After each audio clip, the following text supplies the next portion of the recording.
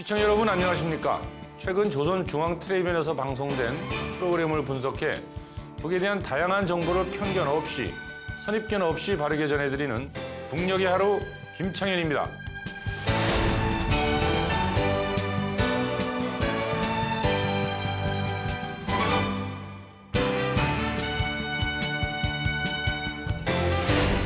우리가 몰랐던 북의 모습, 우리와 다르지 않은 그곳 주민들의 사는 이야기 전해드리겠습니다.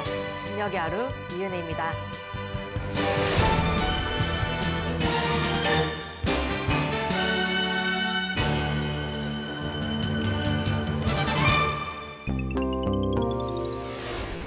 북녘의 하루를 통해 이번 한 주도 북과 조금 더 가까워지셨나요? 금요일은 주간 소식을 정리해보는 시간인데요. 이번 한 주간 시청하셨던 북의 모습들 가운데 가장 인상 깊었던 모습만 모아봤습니다. 정말 한 주간 다양한 북쪽 소식 있었죠? 맞습니다. 어떤 소식들이 있었는지 지금 함께 만나보시죠.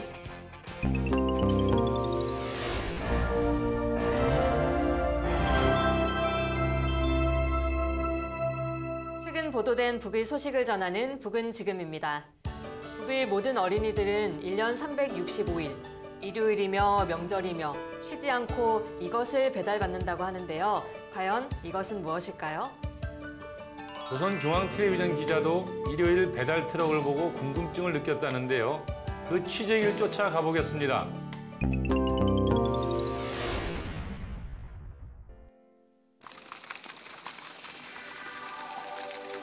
오늘은 일요일. 휴식의 한때를 보내는 사람들의 즐거운 웃음소리가 여기저기서 들려옵니다. 그 분위기에 이끌려서 그곳으로 걸음을 옮기던 나는 어디선가 울려오는 경적 소리에 눈길을 돌리게 됐습니다. 타가소 정문으로 들어서는 운반차. 평범한 날들의 거리와 마을, 유치원, 학교들에서 자주 보곤하던 젖제품을 실은 운반차가 일요일인 이날도 타가소 마당으로 들어서고 있는 것이 아닌가. 어린이들이 집에서 부모들과 함께 지내고 있을 휴식일에도 젖제품을 실은 운반차가 달려온 사실은 나의 직업적인 호기심을 끌어당겼습니다. 어린이들이 성장 발육에서 제일 중요한 시기가 아닙니까? 그래서 사실 처음에 작성되었던 우유공급계획에는 일날이나 명절날들이 반영되어 있지 않았다고 합니다. 그런데 경의하는 아버지 원스님께서 타가소 유치원 시기가 어린이 성장 발육에서 제일 중요한 연령기인데 우유 공급을 단 하루도 번져서는 안 된다고 하시면서 운정 어린 조치들을 취해 주셨습니다. 그래서 이렇게 되어 일요일날이나 명절날에도 우유를 공급하는 체계가 씌워지게 되었습니다.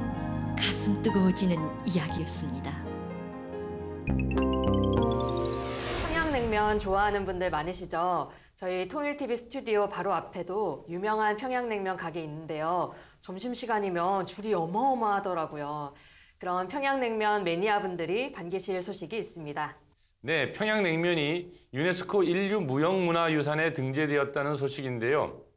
유네스코는 평양냉면 풍습은 북의 대표적 민속 요리로 쇠로 만든 대접에 고기, 김치, 채소, 과일 등을 얹고 차가운 고기 국물을 완성한다고 평양냉면을 소개했습니다. 남과 북은 지난 2018년 씨름을 유네스코웨이에 공동 등재한 바 있습니다. 당시 남북 화해를 상징하는 조치, 이런 평가를 받기도 했는데요. 이번 평양냉면 등재도 우리로서도 반가운 소식일 것 같습니다. 보도 보시겠습니다. 민족의 슬기와 재능이 깃들어 있는 가치 있는 창조물들과 미풍량석을 귀중히 여기며 시대적 요구에 맞게 계속 발전시키기 위한 사업이 활발히 진행되는 과정에 미니어 아리랑과 김치 담그기 풍속, 씨름과 같은 비물질 유산들이 세계유산으로 등록된 데 이어서 이번에 네 번째로 평양냉면 풍습이 인류의 대표적인 비물질 문화유산으로 등록됐습니다.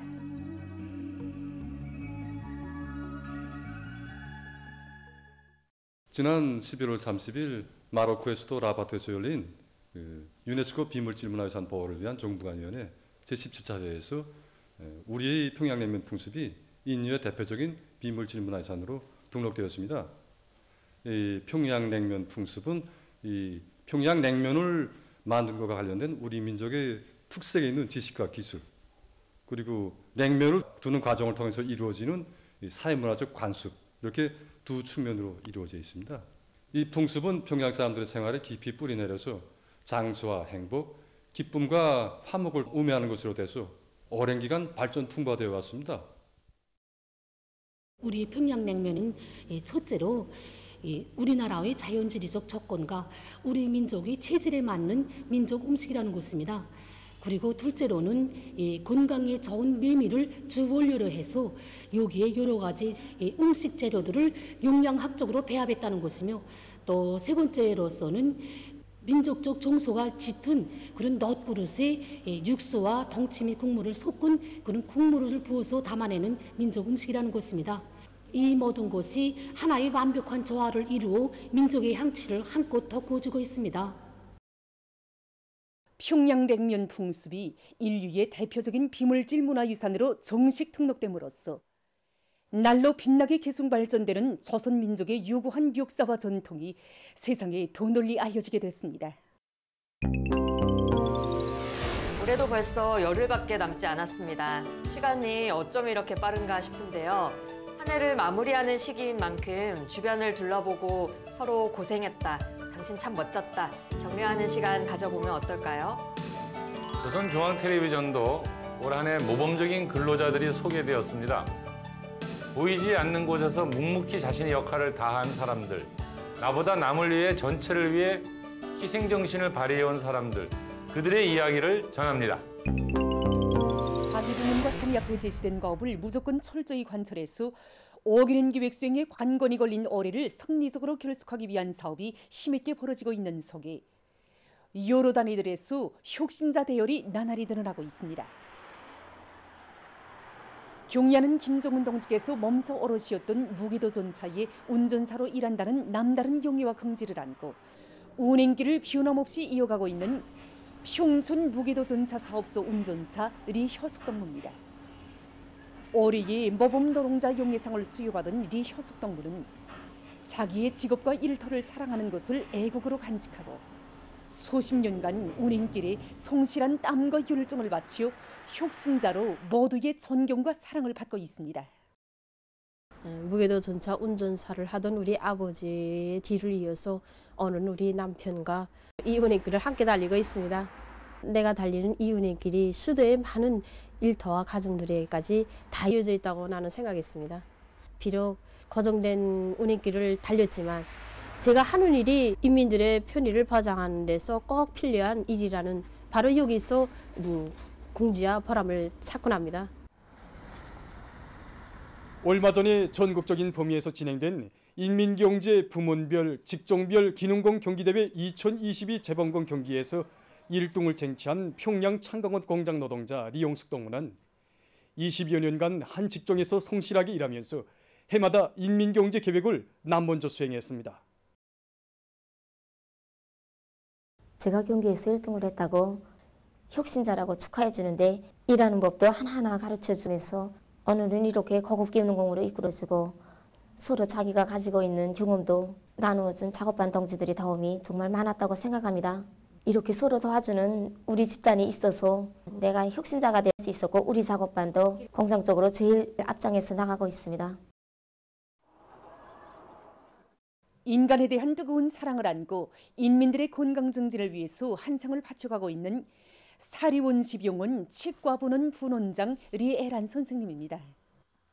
20대 처녀 시절부터 43년간을 우리 리에란 분원장 선생님은 인민에 대한 멸사무기를 오늘도 이어가고 있습니다. 중환자가 생기면 이들이 소생을 위해서 피부 이식술도 해주고 시안의 공장 기업소에 찾아가서 구가 진행하는 현장 치료 활동도 이젠 30여 년이 잘 됩니다. 그리고 우리대의 전쟁 노병 병사가 일도선 그때부터 오늘까지 150여 명 전진병들이 보철도 정성을 다해주고 초등학원과 육아원 원아들이 검진 치료 사업을 친절의 의정을 안고 진행하고 있습니다.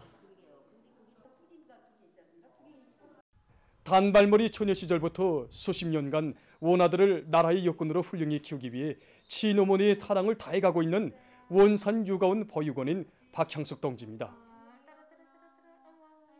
우리 박양숙 동지는 제일 어려운 전무개방을 맡아서 42년간 정말 쉽지 않습니다.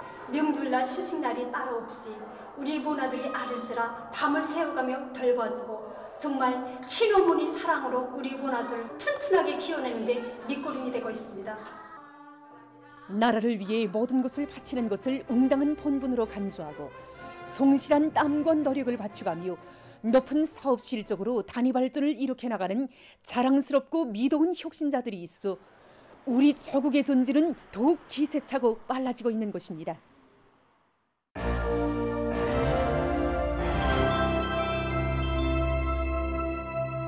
북의 오늘을 구석구석 들여다보는 북녘 돋보기입니다.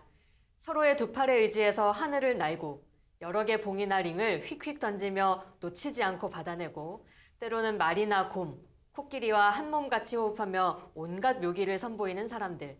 우리는 서커스라는 말이 익숙하지만 북에서는 교회단이라고 부르죠. 네, 우리와는 달리 북은 교회를 상당한 수준의 예술로 승화시켰습니다. 국립교회단을 세워 정부 차원에서 지원하고 수많은 인재들을 양성하기도 했으니까요. 그 국립교회단 역사가 제법 긴데요. 올해 6월 10일 창립 70도를 맞았다고 합니다. 1952년 첫 공연부터 그동안 32,600여 회 국내외 공연을 펼쳤고요. 160여 개 나라에서 수천 번의 대회 공연을 했다고 합니다. 그 존재감 짐작이 가시죠? 그뿐 아니라 국립교회단은 100여 명의 김일성상 개관인, 노력 영웅, 인민예술가, 인민배우, 공훈예술가, 공훈배우를 배출했습니다. 그야말로 국가적이자 세계적인 예술단이라 할 수 있는 것이지요. 오늘은 북의 국립교회단을 함께 들여다보겠습니다.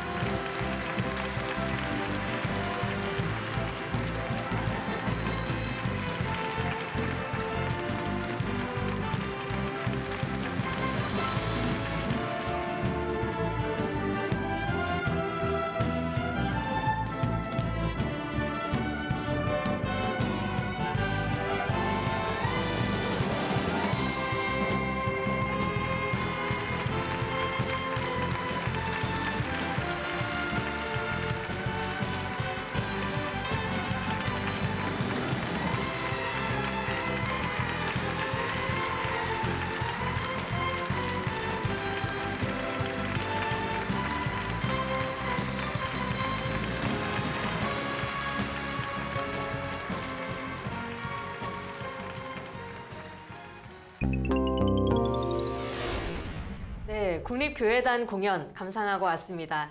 저도 예전에 금강산 관광 간 적 있는데요. 수려한 금강산 경치만큼이나 이 교회단 공연이 기억에 많이 남아 있거든요.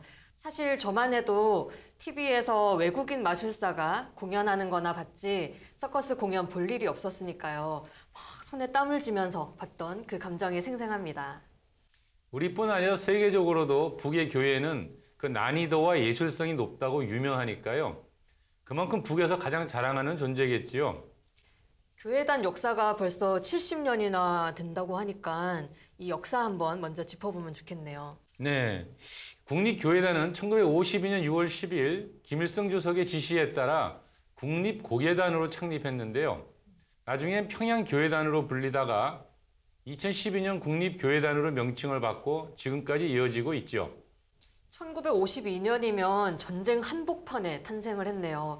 뭔가 웃을 수 없던 시대에 유일하게 즐거움을 안겨주던 존재가 탄생했나 싶네요. 맞습니다. 인민들에게는 그런 의미가 참 컸겠지요. 당시 김일성 주석은 나라의 예술을 전반적으로 발전시키려면 교회도 발전시켜야 한다고 강조했다고 하는데요. 1975년대는 평양교회학교가 설립되면서 체계적으로 교회 전문 인력을 양성할 수 있게 되었고요. 평양교회학교는 3년제로 시작해서 4년제, 6년제로 심화됐고 1992년 9월 1일 평양교회학원으로 승격했습니다. 네, 6년제 학교까지 있다고 하니까 정말 나라가 교회사를 적극 양성한다고 봐도 과언이 아니겠네요. 그럼 처음 국립고개단이 창설되었던 그 시절, 그 이야기 잠시 전해드립니다.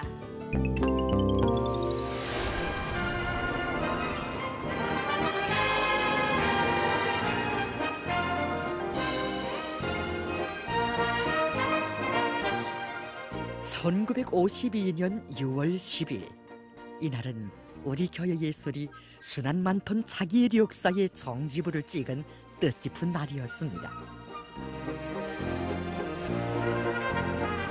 이제는 이렇게 훌륭한 국장에서 교회 공연을 관람하는 것이 누구에게나 예사로운 일로 되고 있습니다. 하지만 교회단이 창립되던 전쟁 시기는 물론이고 전후에도 우리나라에는 교회 공연을 진행할 만한 국장이 하나도 없었다고 합니다. 그래서 교회단의 예술인들은 자기들의 손으로 가설극장을 짓고 거기에서 공연 활동을 진행했다고 합니다. 이곳이 당시의 교회 극장입니다. 바로 이 가설극장에 어버이 수령님과 위대한 장군님을 모시고 처음으로 교회 공연을 보여드렸습니다. 저희들이 위대한 수령님을 처음으로 극장에 모신 것은 1957년 5월 18일이었습니다. 그때 교회극장의 위치는 감북도였는데 지금은 료홍동으로라고 불리우는 지금 제2병원 앞에 자리를 잡고 있었습니다. 그때 당시 교회 작품들에서는 대체로 그 널뛰기, 그다음에 그 상모 놀이, 그다음에 자전거 타기, 장대놀이, 그다음에 이제 그 발재주를 비롯해서 이제 그다음에 막간들, 지금 희극교회들 해서 다양한 형태들로서 공연을 했습니다. 요술까지. 위대한 수령님께서 극장에 오신다는 소식을 접하자 극장은 불끈 끓었지만 정말 수령님께서 계실 휴게실조차도 없는 그런 상태에서 위대한 수령님께서 그 극장에 나오셨던 것입니다. 위대한 수령님께서 계단을 오실 때 계단이라는 게 나무 계단이었으니까 소리가 요란했습니다. 사실 그때도 그 변변한 그 소파 하나 없어서 나무 의자에 불구했지만 수령님께서는 그 자리에 앉으시어 무려 이제 2시간 남아 모든 작품들을 보시면서 민족적인 교회 종목들이 아주 많은 비중을 차지하겠는데 이게 좋은 일이라는 거, 앞으로 우리 것과 남의 것을 구별해야 된다는 거, 그러면서 우리는 교회를 통하여 그날 그 위대한 수령님께서는 이제 우리의 교회는 자본주의 나라들처럼 력기적이고 또 흥미본의적인 이러한 교회로 되어서는 안 되며 어디까지나 사람들의 체력을 향상시키는 방향에서 이렇게 발전시켜야 한다고 교시하셨습니다. 그러시면서 이날 수령님께서는 우리가 아무리 나라 사정이 어려워도 우리 교회 배우들에게 더 좋고 훌륭한 현대적인 교육장을 지어주자고 교시하셨습니다. 1964년 9월 위대한 수룡님께서 몸소 터전을 잡아주신 보통 강반의 경치 좋은 곳에 우리나라에서 첫 교회극장이 일떠섰습니다. 지난날 예술 밖에서 천시받던 교회, 도시와 마을 변두리에 밀려나 마당이나 운동장 같은 것을 무대로 삼던 교회가 멋쟁이 극장에 화려한 공연 무대를 펼쳤습니다. 김일성 주석이 이런 말을 했었네요.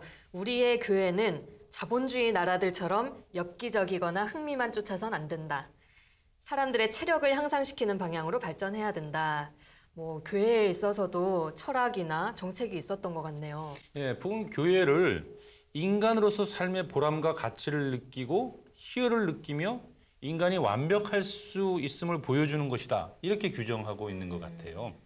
그러니까 교회는 인간의 이제 아름다움이라든지 슬기롭고 가장 힘 있는 존재, 귀중한 존재라는 것을 보여주는데 그 기본이 있다. 이렇게 말하고 있는 거죠. 교회하는 장면 생각해 보면요, 인간이 중력을 이겨내고 뭔가 도전하는 장면들이잖아요. 특히 보는 사람 입장에서는 나는 불가능하지만 저 사람은 막 하늘을 날고 와 대단하다, 어머 이렇게 짜릿하고 희열감을 느끼기도 하고요. 그러니까 우리가 보통 이제 서커스다, 고개다 하다 보면은 또 여러 나라를 보게 되는데 좀 기형적인 모습으로 어쩔 땐 또 엽기적인 모습으로 이렇게 되는 경우가 많이 있잖아요. 네. 북에서는 이제 그런 것들에 대해서 나름대로의 지금 기준을 세우는 것 같습니다. 뭐라고 이제 그 북에 말하는 그 문학 예술 사전을 보면 말이죠. 교회는 육체의 성장과 기능을 다양하게 발전시켜주며 용감성과 인내성, 굳은 의지, 뭐 명랑성과 낙천성, 좋은 얘기는 다 나옵니다. 이런 것들을 배양한다. 이렇게 설명하고 있어요. 이렇게 계속 들으니까 왜 북에서는 교회를 단순한 쇼나 오락으로 보지 않고 예술로 여기는지 조금 감이 오기 시작을 하네요. 그렇죠. 김정일 위원장도 이 교회에 대해서는 많은 관심을 갖고 또 여러 가지 지침을 주었어요. 네. 1970년대에 그 우리 민족교회로 보면은 일종의 그 널뛰기에 대해서 관심을 가진 것이죠. 그러니까 사람이 왜 이렇게 무등을 중층으로 쌓는 거 있지 않습니까? 네, 어깨 위에 올라가는.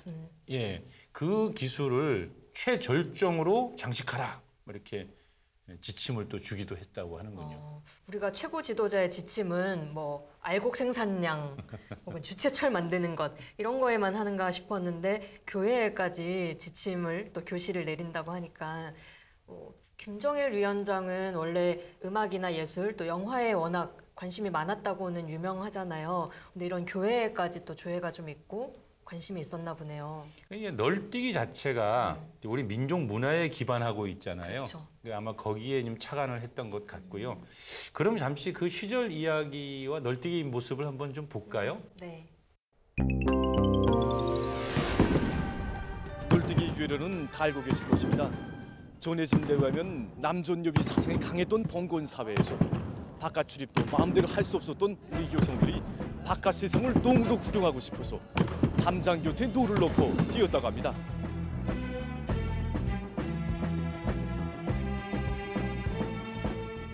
민족적 정서가 강하고 교회적 형상 요소들을 보다 높은 수준에서 살려낼 수 있는 풍부한 가능성을 가지고 있는 널뛰기의 특성을 간파하시고 그를 우리나라 교회 작품의 기본으로 조선의 넋과 기상이 넘쳐나는 민족교회의 대표작으로 완성시켜 주신 분은 위대한 장군님이시었습니다.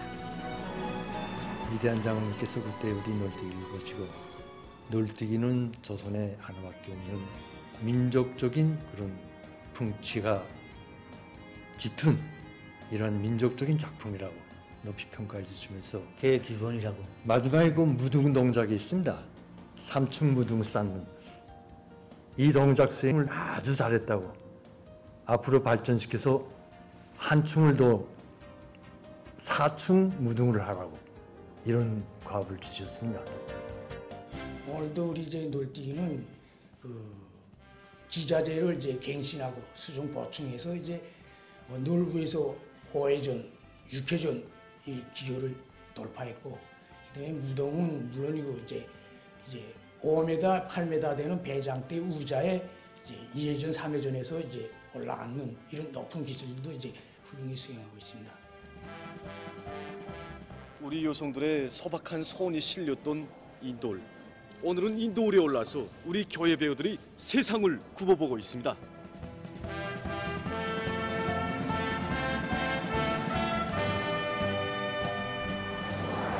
놀뛰기뿐이 아니었습니다.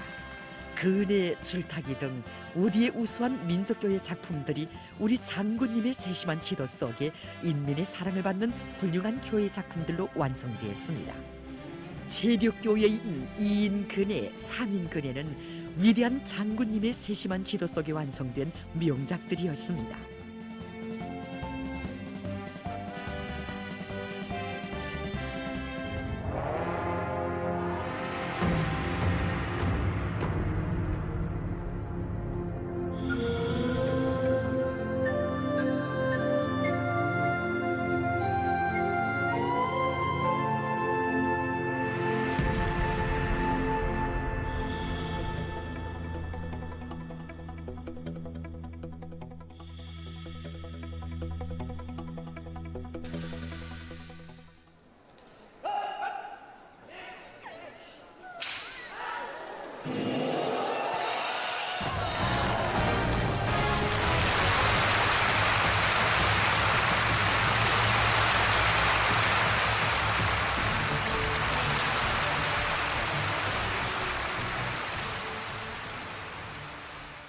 교회 작품들에서 그 수준을 평가하는 기준은 벌기 동작을 몇 바퀴 수행했는가 하는 것이라고 합니다.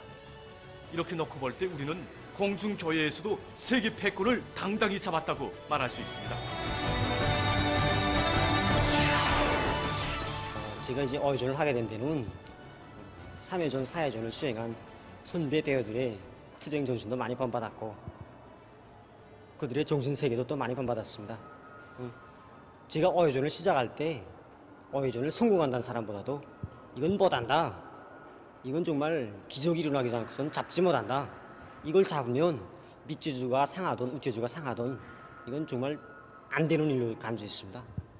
그러나 우린 그때 이 무조건 어휘전을 해야지만이 이 당의 충성의 벽을 둘 수 있고 우리 경영은 최고영자 김정은 동지께 기쁨을 들 수 있다는 그런 사상적 각오를 가지고 집단의 힘을 모아서 오늘 이렇게 어휘전을 꼭 성공했습니다.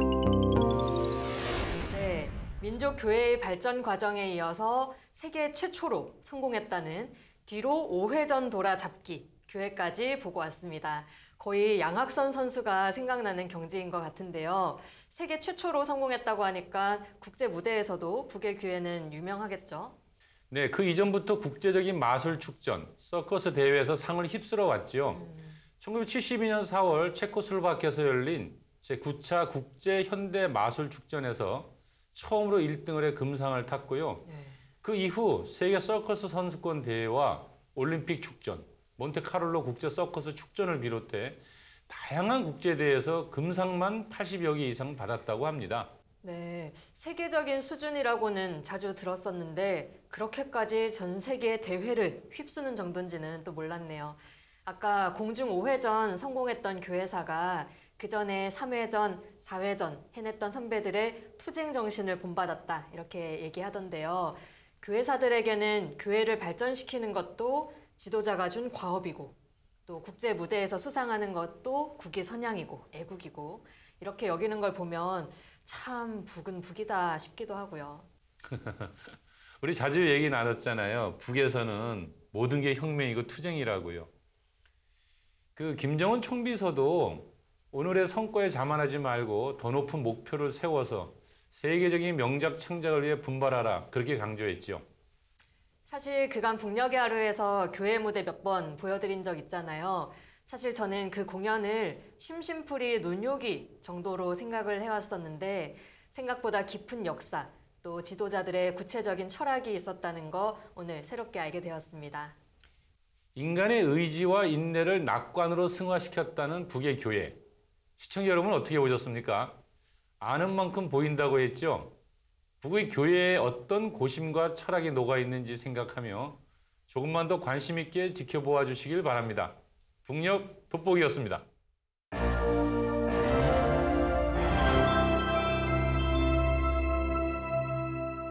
조선중앙텔레비전에서 방영되는 다양한 프로그램을 모아 보여드리는 북이모저모 시간입니다. 오늘도 어떤 흥미로운 소식이 준비되어 있을지 기대하셔도 좋습니다. 우복 중에 하나라는 치아. 그만큼 치아 건강은 우리 삶의 질을 좌우하는 아주 중요한 문제죠. 그래서인지 이 치아 관리 제품들도 참 다양합니다. 치약만 해도 종류가 여러 가지이고 칫솔도 모 굵기부터 모양새까지 참 다양하게 나오더라고요. 칫솔 치약 말고도 치실이나 치간 칫솔, 가글까지 활용하는 분들도 계실 텐데요. 북에서는 이런 것들을 치과 위생용품이라고 통칭합니다.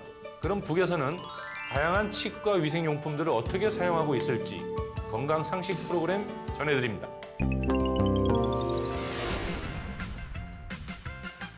오늘날 여러 가지 치과 위생용품들의 개발은 이빨 보호와 치료에 큰 도움을 주고 있습니다.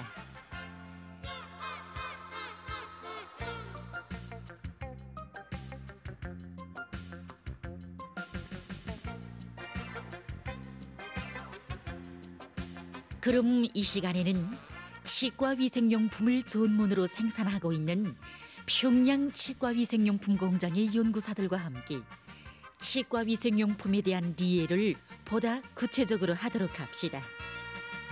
사람들은 흔히 치과 위생용품 하게 되면 치약과 칫솔을 생각하는데 이것은 잘못된 생각입니다. 물론 치약과 칫솔이 입안 위생을 지키는 데서 없어서는 안 될 필수 위생용품입니다. 그러나 치약과 칫솔, 함시약뿐 아니라 치과 위생 기구들을 종합적으로 이용할 때만이 입안 건강을 충분히 보장할 수 있습니다. 치과 위생용품이란 치약과 칫솔, 효솔, 효글개, 함수약을 비롯해서 입안을 깨끗하게 하는 개체 위생 수단들을 말합니다. 치과 위생용품은 기계적 치과 위생용품과 화학적 치과 위생용품으로 구분합니다. 기계적 치과 위생용품에는 칫솔과 치과 위생 기구들이 있습니다. 화학적 치과 위생용품에는 치약, 함수약, 꼼 등이 속합니다. 그럼 개별적인 치과 위생용품들을 하나하나 보도록 합시다. 칫솔은 대표적인 치과 위생용품 중에 하나입니다. 칫솔은 작용 원리와 기능에 따라서 수동 칫솔과 전동 칫솔로 갈라볼 수 있습니다. 수동 칫솔은 우리가 일상생활에서 흔히 이용하는 칫솔입니다. 전동 칫솔은 칫솔 안에 있는 전동 장치의 작용으로 이빨에 갖다 대기만 하면 표준 이빨 닦기법에 따라서 자동적으로 이빨을 닦을 수 있게 돼 있는 칫솔을 말합니다. 이빨에 수평으로 대주면 수평 이닦기, 사선으로 대주면 회전 이닦기 등으로 사용자가 제시하는 방향에 따라서 수평, 수직, 회전 이닦기 등이 표준 방법으로 진행되는 것이 바로 전동 칫솔입니다. 칫솔에 의한 이닦기만으로는 이빨에 붙어있는 음식물 찌기를 완전히 제거하기 어렵습니다. 이빨과 이빨 사이, 이빨과 잇몸 사이를 비롯해서 칫솔이 닿지 못하는 부분들에 있는 불순물들은 다른 보조수단을 배합해서 이용할 때 말끔히 제거할 수 있습니다.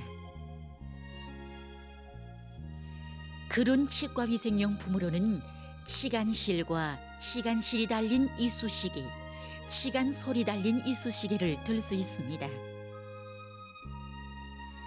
치간실과 치간실이 달린 이쑤시개는 이빨 사이에 틈이 좁은 데 이용하며 치간솔이 달린 이쑤시개는 이빨 틈이 넓은 데 이용합니다. 혀에 붙어있는 입안 침전물인 혀태는 입냄새가 나게 하는 원인의 하나로 볼 수 있습니다. 이러한 혀태를 깨끗이 제거해주는 치과위생용품이 바로 혀솔과 혀글개입니다. 효솔과 효글개는 1학기를 한 후에 사용해야 합니다. 먼저 효솔로 효의 곤면을 안쪽에서부터 바깥쪽으로 여러 번 닦아냅니다. 효솔로 깨끗이 제거하지 못한 효태는 효글개를 가지고 말끔히 긁어냅니다. 효솔이나 효글개는 효태가 자주 끼는 사람, 소화장애가 있는 사람, 담배를 많이 피우는 사람들이 이용하면 더욱 좋습니다. 우리가 널리 이용하는 치약들에는 입안을 깨끗하게 해주는 약효 성분들이 들어 있습니다. 포함된 약효 성분이 어떤 기능을 나타내는가에 따라서 치태 제거 치약, 이빨 미백 치약, 치속 예방 치약, 입안 보호 치약 등 여러 가지로 나눠볼 수 있습니다. 여러 가지 기능성 치약들과 달리 치료를 목적으로 하는 치료용 치약들도 있습니다. 입안에 생긴 궤양이나 염증을 치료하는 염증 치료 치약과 여러 가지 입안 질병에 의해서 나는 입냄새를 제거해주는 입냄새 제거 치약입니다. 누구나 자기에게 알맞는 치약을 선택해서 합리적으로 사용하면 입안 질병을 막고 입냄새를 제거하는 데서 효과를 볼 수 있습니다. 사람들이 치약과 칫솔을 사용하는 데서 알아둬야 할 점이 있습니다. 칫솔을 한두 달 정도 사용하고는 서로 교체하는 것이 좋습니다. 2달 정도 사용한 칫솔의 강모사 속에는 여러 가지 세균들이 증식하고 또 강모사가 마모돼서 치태를 충분히 제거할 수 없게 됩니다. 그리고 치약도 한 가지만 과정해서 사용하지 말고 서로 옷 바꿔 사용하는 것이 좋습니다. 한 가지 치약만 과정해서 사용하게 되면 입안에 있는 세균들이 그 치약에 대해서 적응력이 생기고 또 사람들에게는 한 가지 입안 질병만 있는 것이 아니기 때문에 이 기능 성분이 서로 다른 치약들을 옷 바꾸어서 사용해야만이 입안 질병을 완전히 치료할 수 있습니다. 함수약은 입안에 있는 세균들의 증식을 억제하고 입냄새를 제거할 목적으로 약재와 향료 등을 첨가해서 만든 입가심 물약입니다. 함수약을 사용하면 이빨과 혀에 붙은 불결물은 물론 모간과 인후두에 있는 세균들까지도 깨끗이 제거할 수 있습니다. 함수약은 이빨을 닦은 후 30분이 지나서 사용하는 것이 좋은데 먼저 10 내지 15ml로 입가심을 한 다음 머리를 뒤로 젖혀 모간의 인후두까지 충분히 적셔주는 방법으로 사용해야 합니다. 또한 식사 후나 식간에도 사용하면 항상 칫솔질을 했을 때와 같은 상쾌한 감을 느낄 수 있습니다.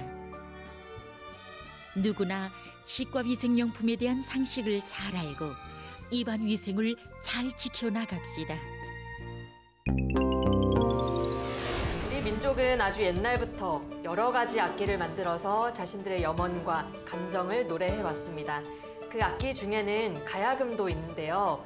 무려 6세기 초에 만들어졌다고 하죠. 가야국의 음악가 오르기 만든 악기인데요. 가야금이라는 명칭도 가야국에서 비롯되었다고 하지요.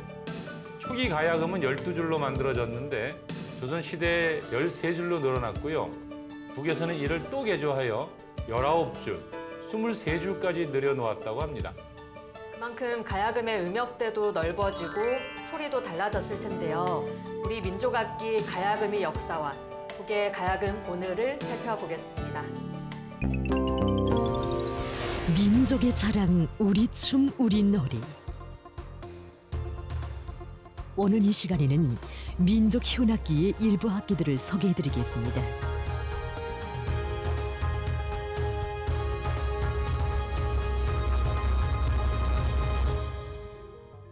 그럼 먼저 민족악기 가야금에 대해서 보시겠습니다.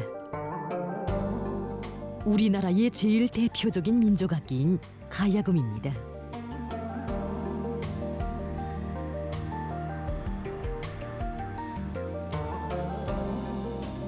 지금으로부터 1500여 년 전인 기원 6세기경 우룩은 당시로서는 매우 발전된 이런 현악기인 가야금을 창안 제작하였습니다. 당시 우룩이 만든 가야금은 머리 부분, 몸통 부분, 꼬리 부분 이렇게 세 개의 부분으로 나누어 볼 수 있습니다. 머리 부분에는 12개의 줄이 드나들 수 있는 12개의 구멍을 내고 또 그 밑에 줄을 고정할 수 있는 담개, 오늘로 말하면 돌개입니다. 이것을 설치하여 줄을 고정하였습니다.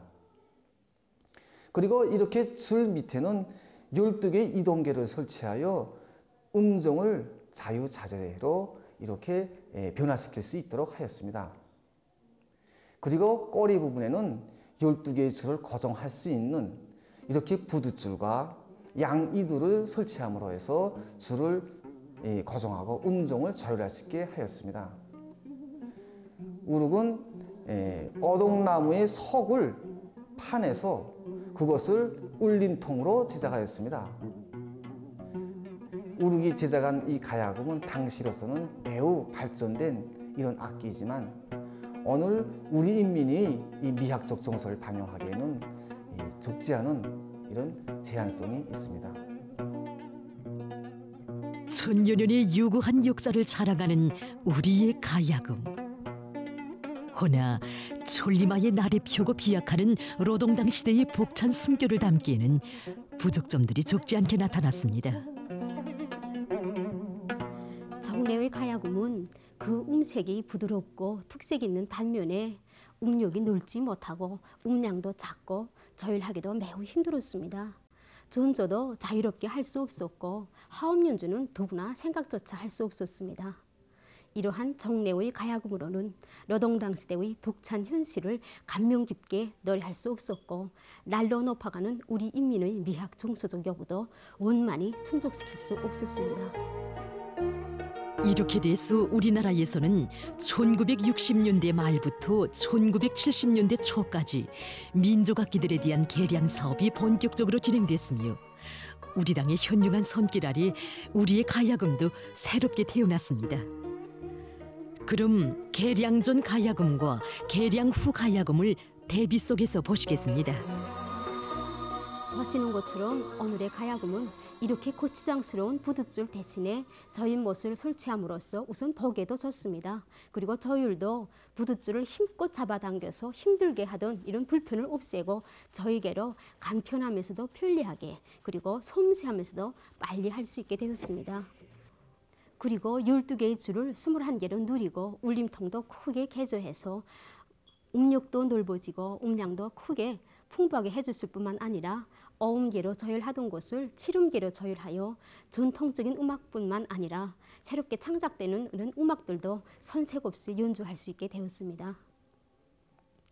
또한 명주실로 되어 있던 가야금 손을 강철 손을 기본 재료로 하고 거기에 나일론 실을 기계적 방법으로 촘촘히 꺼와 감아주고 그것을 화학적으로 처리하여 계속 늘어나고 끊어지던 이런 결함들을 없애면서도 가야금 고유의 맑고 선명하고 이런 탄력성 있는 소리를 내도록 해주었습니다. 뿐만 아니라 가야금이 현대적으로 개량됨으로써 롱년을 비롯한 전통적인 주법들을 보존하면서도 새로운 주법들을 적극 탐구 도입하게 되었으며 이러하여 가야금의 연주 표현력은 더욱 풍부해지게 되었습니다.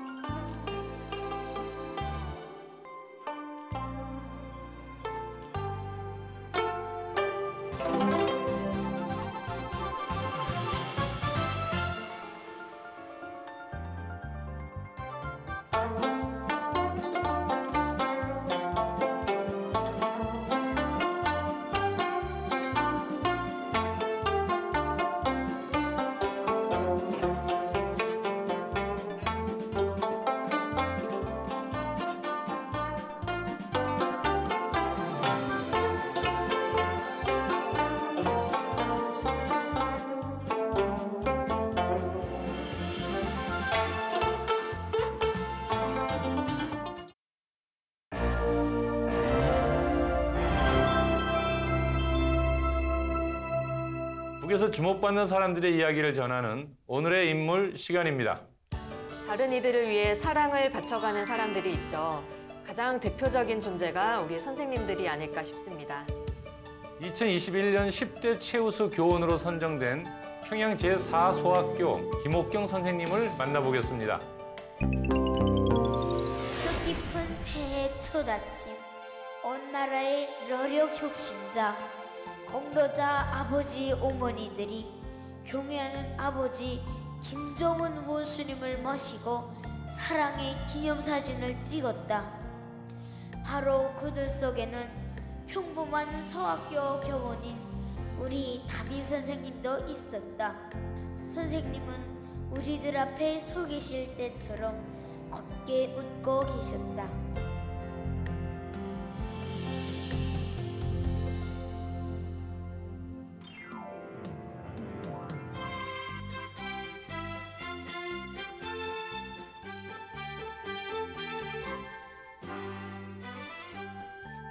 선생님은 지금 4학년 일반 학생들의 국어 수업을 진행하고 있습니다.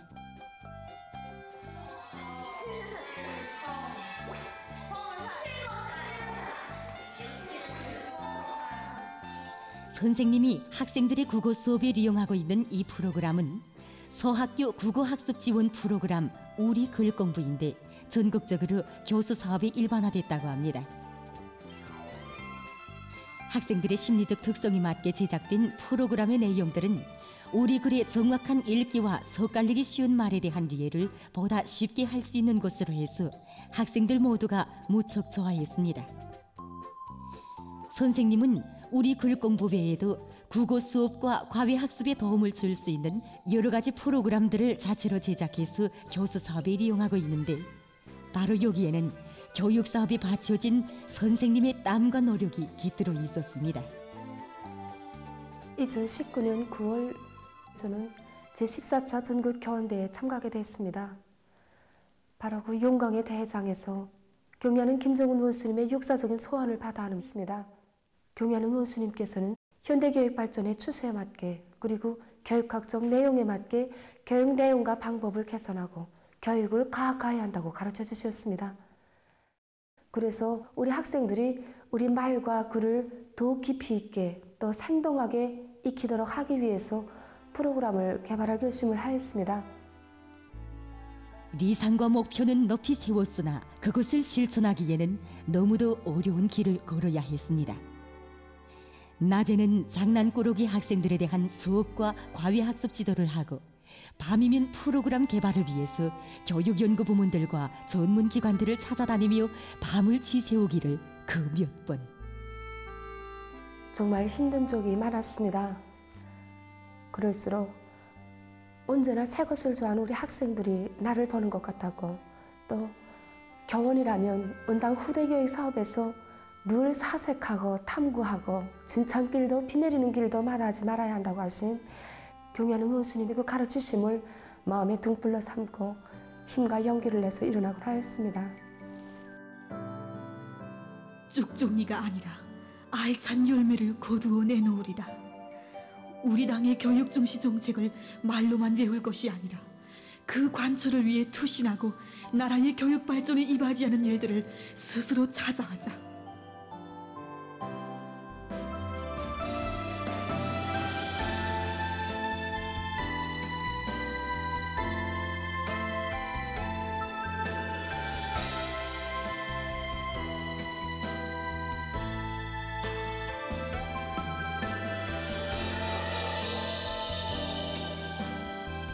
비록 걸어온 길이 힘들고 또 기울인 노력이 많다고 해도 체교수 방법에 의해서 우리 학생들의 실력이 올라가고 학생들이 재미나하고 좋아할 때마다 그 모든 것이 다 가뭇없이 사라지고 궁지로 부풀어 올랐습니다. 그때마다 제가 생각한 것은 경애하는 원수님께서 가르쳐 주신 대로만 하면 언제나 성공할 수 있고 또 마음만 먹고 달라붙으면 못한 일이 없다는 것을 깨닫게 되었습니다.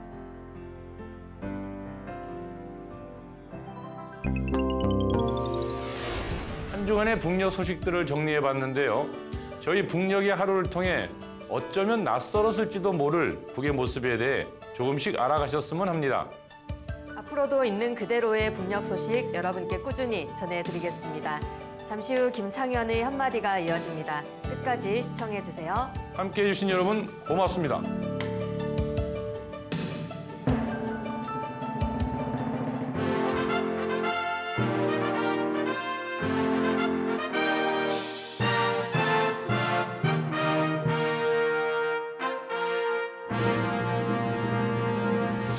여러분은 혹시 김동문은 하늘을 안다 라는 제목의 북영화를 보신 적이 있는지요? 이 영화는 2012년 9월 평양국제영화축전에서 상영돼 호평을 받은 바 있는데요. 지방의 탄광마을에 사는 처녀가 우여곡절 끝에 평양에서 공중교회 배우로 변신해 성공하는 과정을 그린 영화이지요. 당시 평양교회단의 현역 배우였던 한정심이 여주인공 김영미 역을 맡아 북교회 배우의 전형을 창조했다는 평가를 받았는데요. 실제 김영미처럼 한정심도 평양교회학원 입학시험에 떨어지기도 했다는군요. 한정심은 국제교회 축전에서 금상을 받은 세계적인 스타이기도 하지요. 북에서 얼마나 교회가 인민들에게 사랑받는지 그리고 선망의 대상인지 이 영화를 통해 알 수 있는데요. 우리는 쉽게 서커스 혹은 고개라고 부르며 예술로 생각하지 않는 경향이 있지만 북은 교회를 상당한 수준의 예술로 승화시켰음을 보여주는 대목입니다. 평양교회단으로 시작한 북의 국립교회단은 올해로 창립 70도를 맞았다고 하는데요. 그동안 첫 공연을 시작한 이래 수만 회에 걸친 국내 공연을 펼쳤으며 160개 나라에서 수천 회의 대회 공연을 한 바 있고 수백 명의 노력 영웅, 인민예술가, 인민배우, 공훈예술가, 공훈배우를 배출했지요. 세계 서커스 선수권 대회와 올림픽 축전, 몬테카를로 국제 서커스 축전을 비롯해 다양한 국제대회에서 금상과 특별상 등을 휩쓴 세계적인 교회단이 되었다는데요. 아무튼 말이죠.